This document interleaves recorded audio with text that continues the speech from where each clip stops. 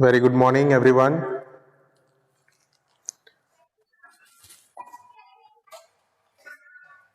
No talking, put on mute, everyone. Whoever want to say something, they only will unmute yourself.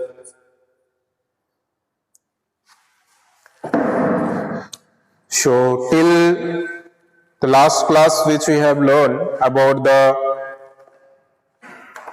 unitary method, yesterday we have discussed some additional questions, some different types of questions related to the unitary method, and maximum of you have answered also correctly.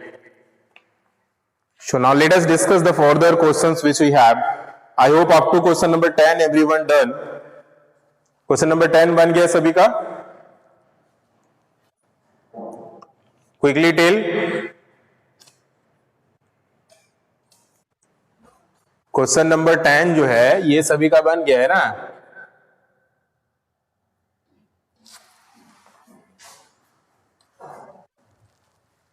चलिए बढ़िया है। तो हम लोग chapter number 14 पढ़ रहे हैं। The name of the chapter is unitary method to find the value of many. First you find the value of unit thing, that is why this is called unitary method. And we have learn up to question number 10। Question number 10 तक अगर किसी को कोई भी और question में doubts है तो quickly ask. Okay, so moving to the question number 11 now. This question asking the cost of 6 mirror is this much, so find the cost of 15 mirror. Very easy question. Okay, so given the cost of 6 mirrors is equal to rupees 96, sorry. So rupees 96 is the cost of 6 mirror. Okay. So now you have to find cost of 1 mirror first to find the cost of 15. Okay. So therefore the cost of 1 mirror will be rupees 96 divided by 6. So कितना होगा? 6 1 are 6, 36, 6 6 are 36. So 16 rupees will be the cost of 1 mirror. Okay? यहां तक सभी को समझ में आ गया कि कैसे हम लोग कोई भी चीज का अगर ज्यादा का प्राइस दिया हुआ रहता है, how to find out for 1 by dividing, right? So cost of 6 is given, we want to find for cost 1, then we used to divide by 6 and found the cost of 1 mirror. After finding the cost of 1 mirror, now we have to find for cost of 15 mirrors. Okay, so therefore the, आप लोग language लिख सकते हो बार बार या तो इस तरह से, the cost of 15 mirrors will become equal to rupees 16 multiply by 15. So 16 को 15 से मल्टीप्लाई करके देखिए कितना हो रहा है। ठीक है, so 16 टाइम 15 को मल्टीप्लाई करके देखिए कितना होगा। 5 6 are 30, 0 3 carry, 5 1 are 5 plus 3 is 8. Okay, and then 16 1 are 16. So 0, 8 plus 6 is 14, 4, 240 आ रहा है, right? So 240 rupees will be the cost of 15 mirrors. तो इसका मतलब 15 मिरर का जो कॉस्ट हो जाएगा that will B rupees 240 rupees, right? Exactly, Anuraj and Prince, very good, बिल्कुल सही जवाब।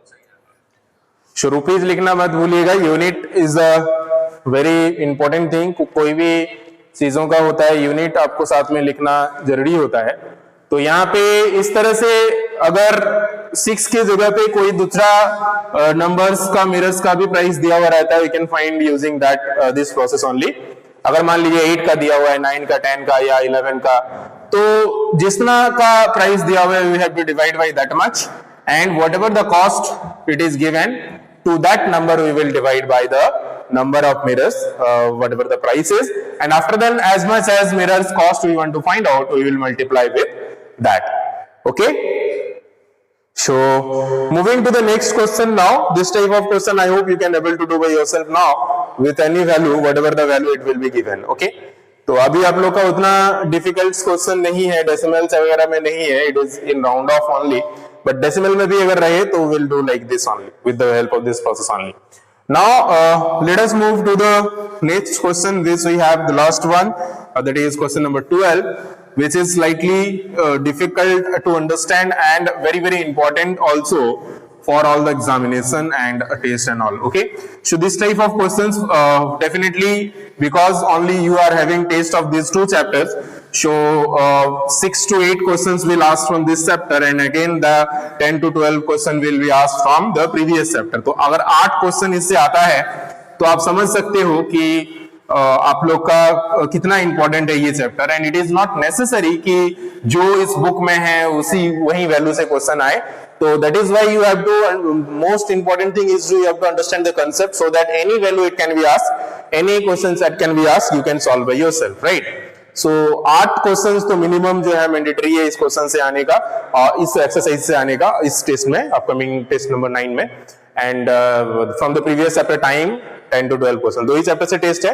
अगर आगे और भी कुछ चैप्टर हम लोग टेस्ट करते हैं next chapter, then will inform accordingly कि अगर उस चैप्टर से भी कुछ क्वेश्चंस रहते हैं तो ठीक है. तो टिल नाउ यही है. Moving to the question number 12 now. Question number 12 is divided into two parts. First part of the question is asking, there are 80 bottles in 2 carats. तो 2 carats है जिसमें 80 bottles है. तो सबसे पहले हमें क्या फाइंड आउट करना है कि एक कैरेट्स में कितना बोतल होगा, राइट? तो ये पहले फाइंड आउट करना है, चाहे जो भी हम लोग बाद में फाइंड आउट करना चाहते हैं. यहाँ पे first question is asking how many bottles are there in 6 carats. तो उसके बाद एक कैरेट्स में कितना है फाइंड आउट करने के बाद हम लोग 6 कैरेट्स का निकाल सकते हैं. उसके बाद पूछा गया है कि how many carats are required for 2480 bottles. तो ये थोड़ा सा अलग है, इसको हम लोग समझते हैं. पहले फर्स्ट वाला पार्ट हम लोग बना लेते हैं, ठीक है? तो इट इज गिवन 2 कैरेट्स में जो है हम लोग का 80 बोटल्स है. Okay, in 2 crates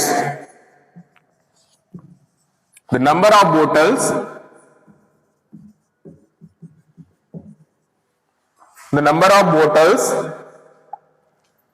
are how much? 86, sorry 80.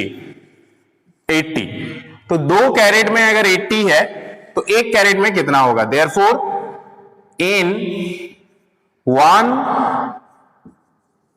carat the number of bottles will be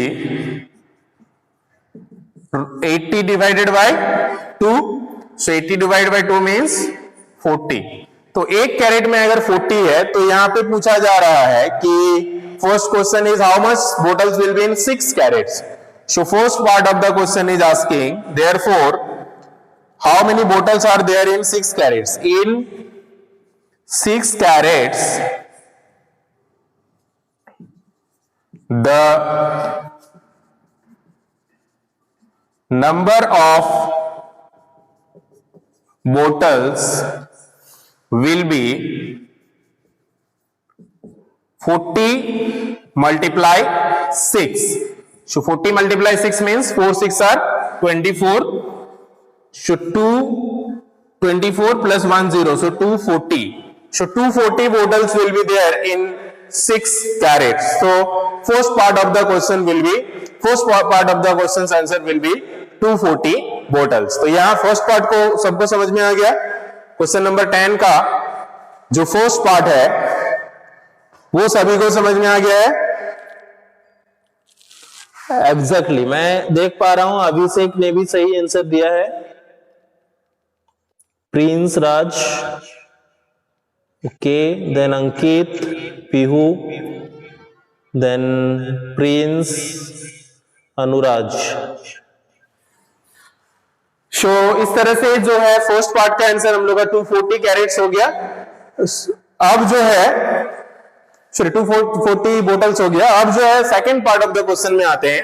अब एक ही चीज ध्यान रखिएगा कि एक कैरेट्स में हम लोग का 40 जो है ये आता है, क्या नाम है, बोटल्स आता है, ठीक है। अब उसी के हेल्प से हम लोग सेकंड पार्ट को भी सॉल्व करेंगे, ठीक है। चलिए देखते हैं सेकंड पार्ट को कैसे सॉल्व करते हैं। कोई अगर अपने से बना सकते हो तो बताएं कितना आंसर होगा। You can tell in chat.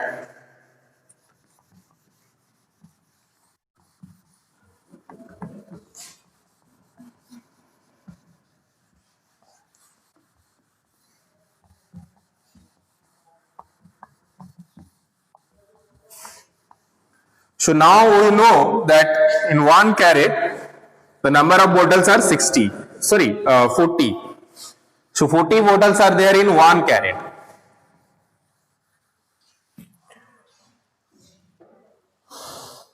तो यहां पे आपको फाइंड आउट करना है कि how many carats are required for 2480 bottles. तो यहां पे ये समझना है कि देखिए 40 बोटल्स आता है एक कैरेट में, ठीक है।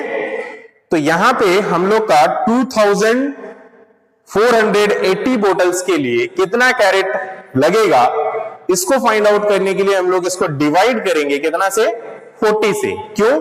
क्योंकि we know in 1 carat the number of bottle is equal to 40। So in 1 carat we know this, the number of bottles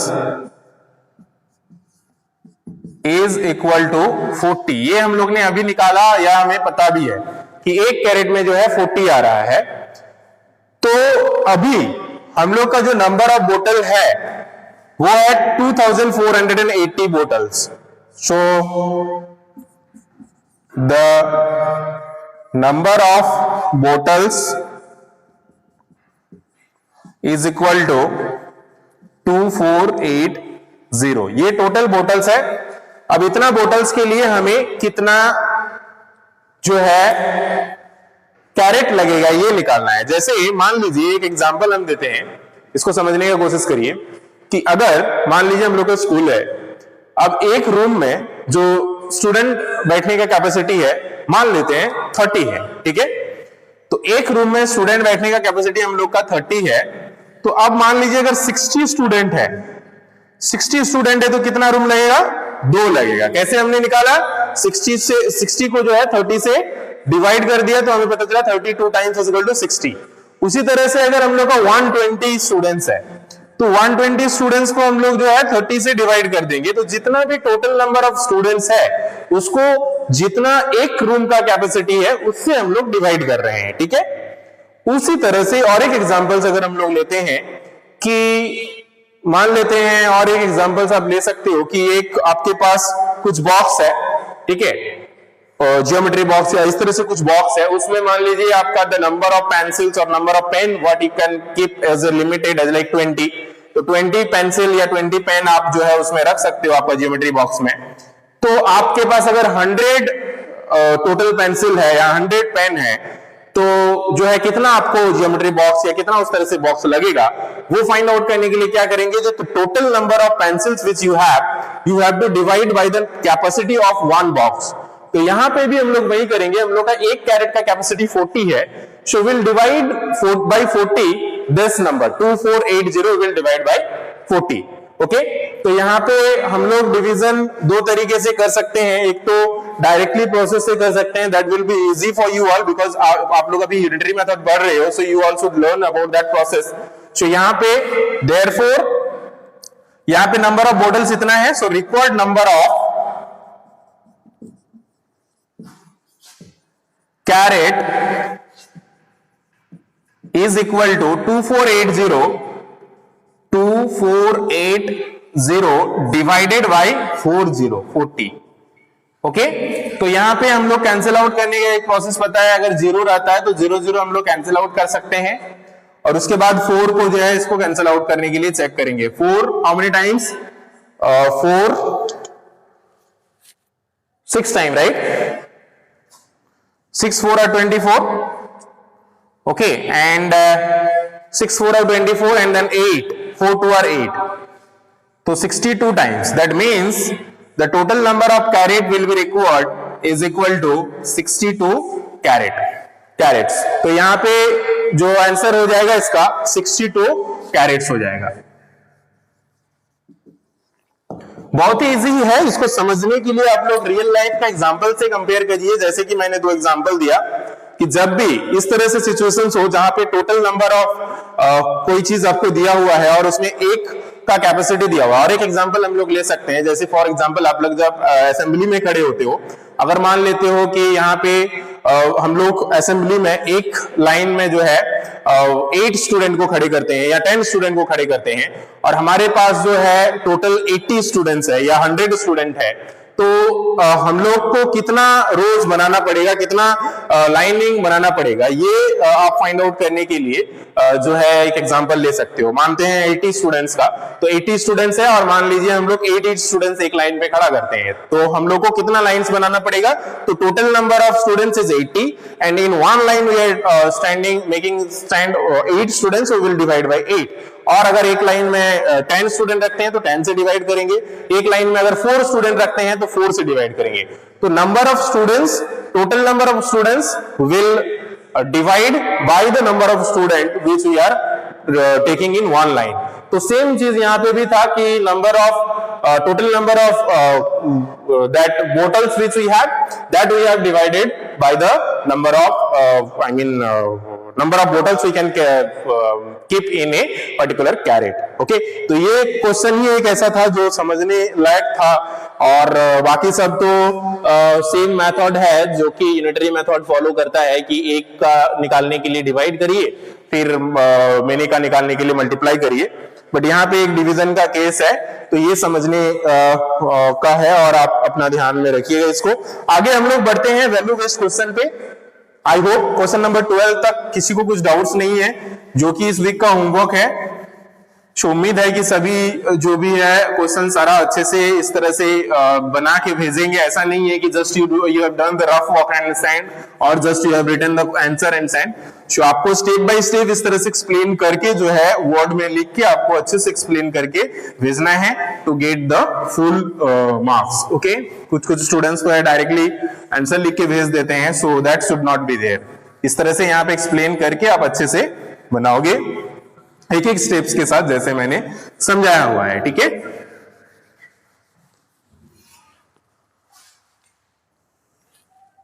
चलिए नेक्स्ट क्वेश्चन हमारा है first question of value based question.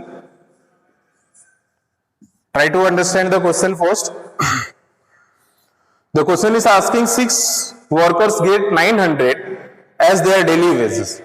तो जो वर्कर्स होते हैं जो डेली काम करते हैं उसका जो कॉस्ट है that is 900 they are getting for 6 workers. So 6 workers मिला के 900 उसको मिल रहा है। So now you have to tell what will be the total wage for 8 workers. So same, first we will find for 1 workers and then we will find for 8। तो यहाँ पे क्या करेंगे हम लोग 900 को 6 से डिवाइड करके सबसे पहले 1 वर्कर्स का निकालेंगे, और उसके बाद 1 वर्कर्स का जैसे ही निकल जाता है will find for 8 workers. Okay, तो ये क्वेश्चन का आप लोग बना लोगे खुद से।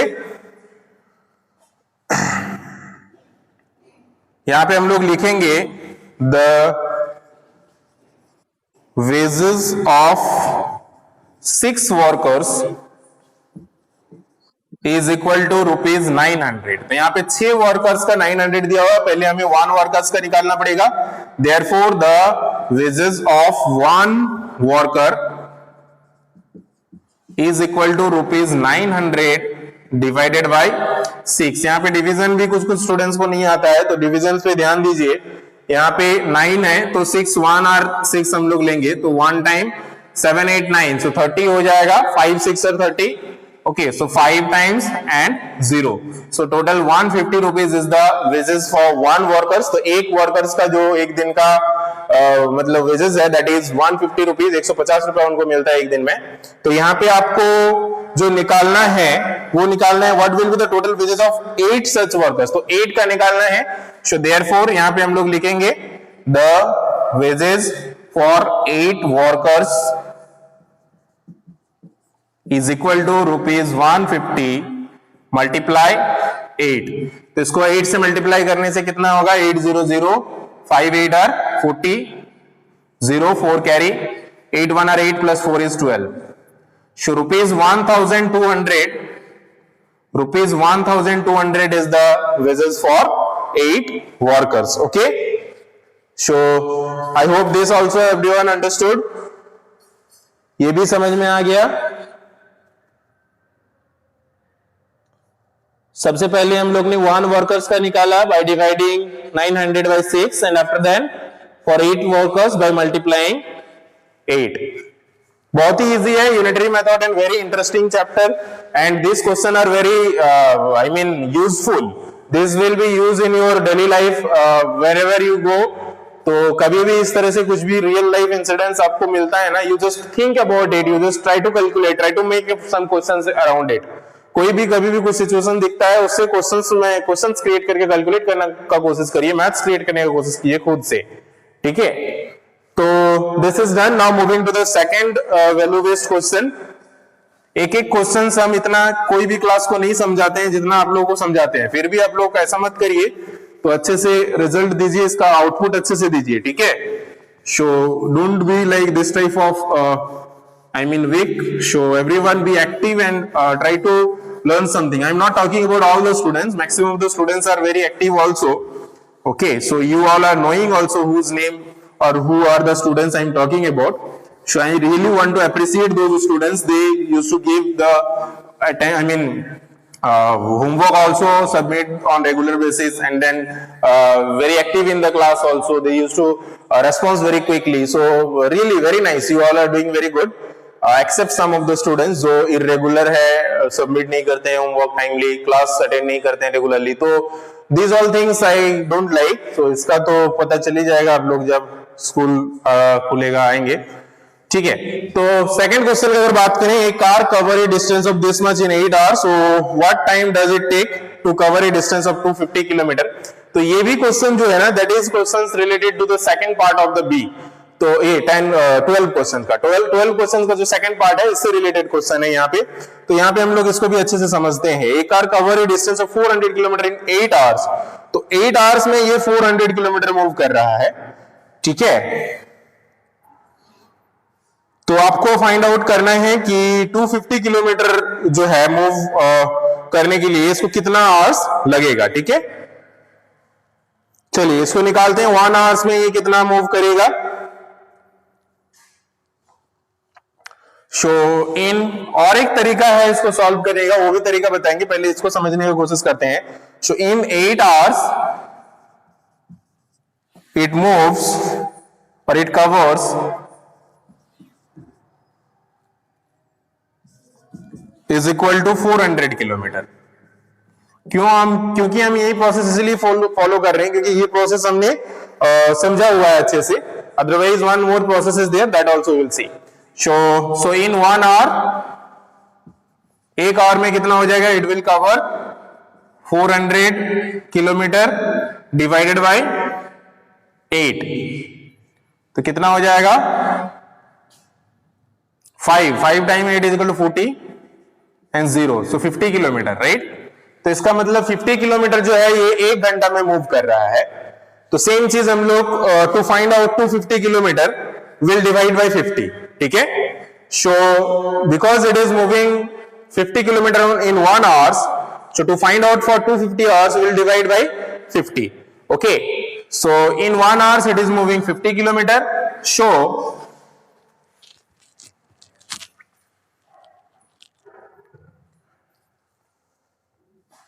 what time does it take to cover a distance of 250 kilometers? So it will take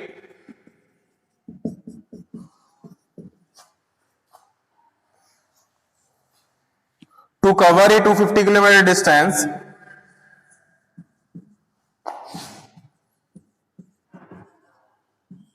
of distance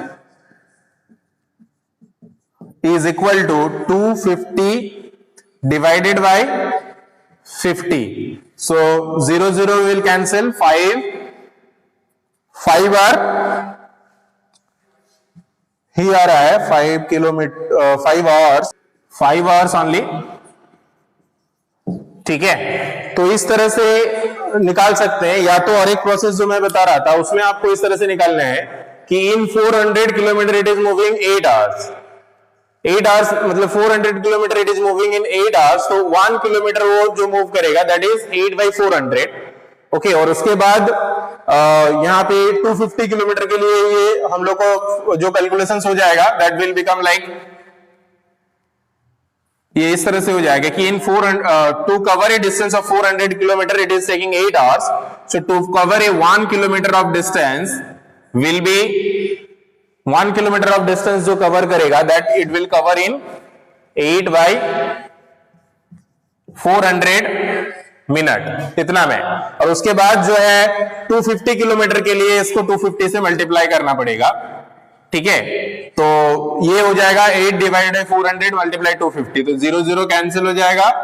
okay, then 8 5 are 40, देन 5 5 are 25, तो इसमें भी आंसर जो आएगा that will B 5 hours only. ठीक है, तो ये प्रोसेस क्योंकि हम लोग के लिए नया आपको लग सकता है, that is why I have not told, otherwise you can use that process also. First आपको इसके लिए ये लिखना पड़ेगा कि इन 400 kilometer it is covering a distance of 8 kilometer, so therefore to cover a 1 kilometer of distance it will take 8/400 hours of time. Okay, and 8/400 hours of time, and after then to cover a 250 kilometer of distance it will take 8/400 multiply 250 hours of time. तो इसके बाद इसको cancel out करके 5 hours ही निकलेगा. So use this process only. Then if you are using this process you need to keep in mind that you have to divide by 50 whatever the total kilometer is there, total distance is there. Okay, so I hope everyone understood these two questions also, and with this we have completed unitary method. And next classes or next week we'll move to the next chapter, and if we touch maximum portions of the next chapter then the question may be asked from that particular chapter also, that means 14 also. 14 अगर हम लोग cover कर लेते हैं कुछ portion तो 14 से भी आप लोग का टेस्ट में जो है इंक्लूड हो सकता है question, because chapter number 14 is also very easy, and that we will do in our next week. Thank you everyone, have a good time, take care and bye bye.